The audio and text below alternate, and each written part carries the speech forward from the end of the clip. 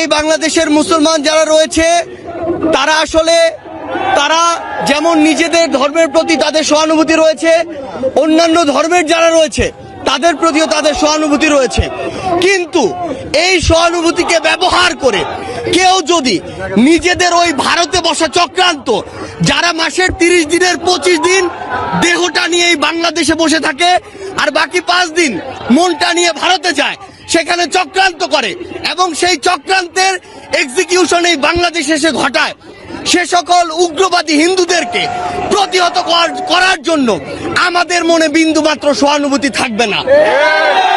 আমরা আমাদের জায়গা থেকে স্পষ্ট করে বলতে চাই, আমরা অনেক সহ্য করেছি, আমরা আমাদের জায়গা থেকে সর্বোচ্চ উদারতা দেখিয়েছি।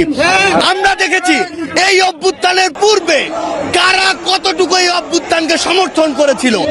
আমরা দেখেছি এই বাংলাদেশ থেকে শেখ হাসিনা পালিয়ে